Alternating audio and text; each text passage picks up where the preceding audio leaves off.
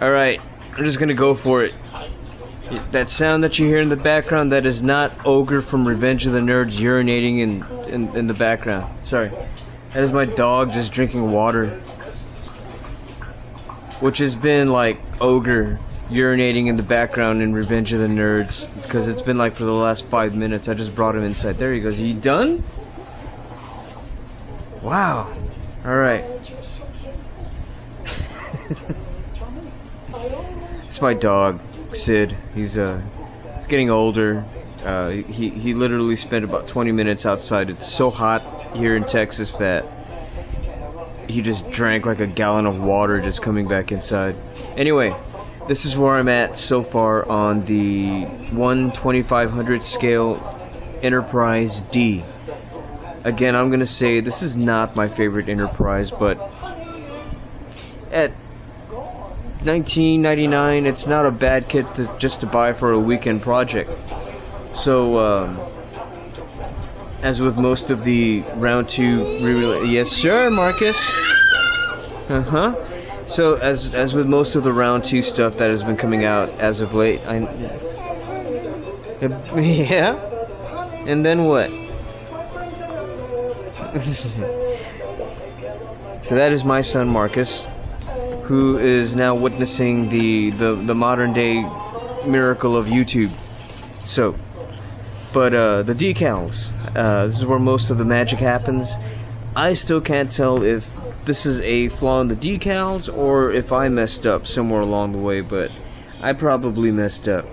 But as you can see right here, these two little details do not line up.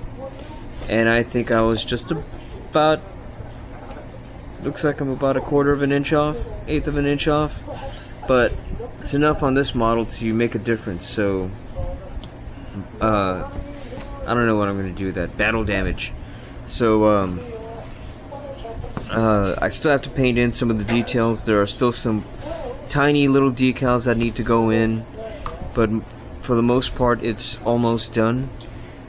I'm going to give you a shot of the bottom, but I got this decal on crooked because the decal underneath it is off about 1/8 of an inch this way. I didn't catch until I was done. Also, another lesson learned from this is I have to sand off all of these details, these raised details here. Well, most of it pretty much needs to come off. Some of it lines up, but as you can tell, some of the details do skew and do kind of get off. Same with up here.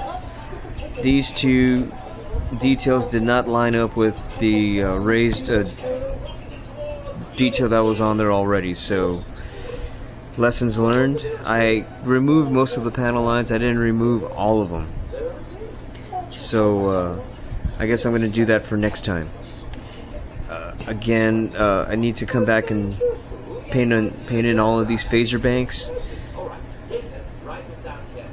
And there's quite a few. So, I'm also going to need to take my time with it because it is a smaller kit. And even with the 1400 kit, it's pretty tough to paint out this detail freehand, which is what I'm gonna do, because I'm crazy like that. Anyway, so that's where I'm at on the 1/2500 scale Enterprise D. More on this one later. This one is gonna get some weathering as well. I'm gonna also add a matte finish to this to kind of bring out the dullness to it again. All of the base coat details kind of disappear with the decal set that pretty much skinned the entire thing. So again, maybe lessons learned for next time. I won't use the metal medium. I'm not sure if it even shows up through the decal anymore, but we'll see when I dull it out with the next base coat or top coat. So that's where I'm at. Again, I will report more on this one later on. Oh yeah, sensor dish needs to be painted also. Let's see if I can get a detail of the nacelles.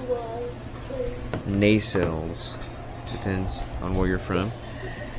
That is just metallic red. I think I'm gonna go back in there and paint this out with a dark red towards the edges and then feather in the metallic red around that. Oh, Marcus, you okay? Uh-oh, Marcus, you're fine. That's how you get tough.